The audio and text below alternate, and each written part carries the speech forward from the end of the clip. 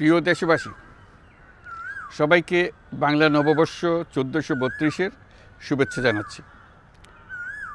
শুভ নববর্ষ। পহেলা বৈশাখ আমাদের প্রাণের উৎসব, বাঙালির সার্বজনীন উৎসব। পুরো পৃথিবীতে যেখানে যেখানে বাঙালিরা আছেন, আজ আমাদের সবার আনন্দের দিন, বর্ষবরণের দিন। বাংলা সাল গণনা শুরু হয়েছিল কৃষিকাজের সুবিধার জন্য, ফসলি সন হিসেবে। এখনও এদেশের কৃষকরা বাংলা তারিখের হিসেবেই বীজ বোনেন, ফসল তোলেন। বাংলা নববর্ষের এক অবিচ্ছেদ্য অংশ হালখাতা। এখনকার আধুনিক সময়েও এখনও এই হালখাতার ঐতিহ্যকে ধরে রেখেছেন বাংলাদেশের হাটে বাজারে, শহরে বন্দরে। নববর্ষের বৈশাখী মেলায় বাংলাদেশের জেলায় জেলায় উদ্যোক্তারা সারা দেশে ঐতিহ্যবাহী শীতল পাটি, মাটির হাঁড়ি পাতিল, খেলনা, হাত পাখা ইত্যাদি তৈরি করে নিজেদের সৃজনশীলতাকে তুলে ধরেন এই দিনকে উপলক্ষ করে। বাংলাদেশের সংস্কৃতি ও ঐতিহ্য রক্ষায় এবং একে এগিয়ে নিয়ে যেতে আমাদের সবাইকে সক্রিয় ভূমিকা রাখার জন্য অনুরোধ জানাচ্ছি। আমাদের এইসব ঐতিহ্য যেন আমাদের নিজেদের মধ্যে সীমাবদ্ধ না থাকে, আমাদের সংস্কৃতি যেন আমরা ছড়িয়ে দিতে পারি বিশ্বের দরবারে।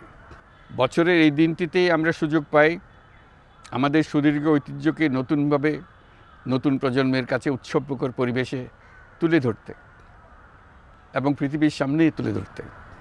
পাহাড় ও সমতলের বিভিন্ন জাতিগোষ্ঠীও চৈত্র সংক্রান্তি ও নববর্ষে এবার বড় পরিসরে উৎসব উদযাপন করছে।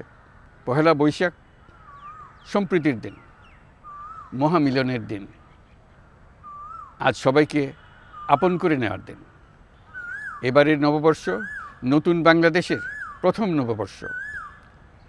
আসুন আমরা বিগত বছরগুলোর গ্লানি, দুঃখ, বেদনা, অসুন্দর ও অশুভকে ভুলে গিয়ে নতুন প্রত্যয়ে, নতুন উদ্যমে সামনের দিকে এগিয়ে চলি।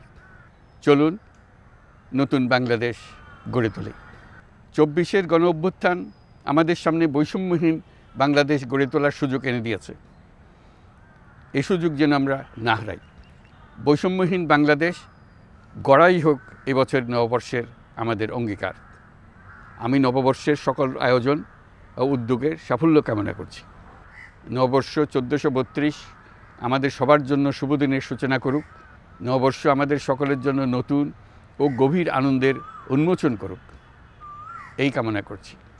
সবাইকে আবারও আমার নববর্ষের শুভেচ্ছা ও সালাম জানাচ্ছি।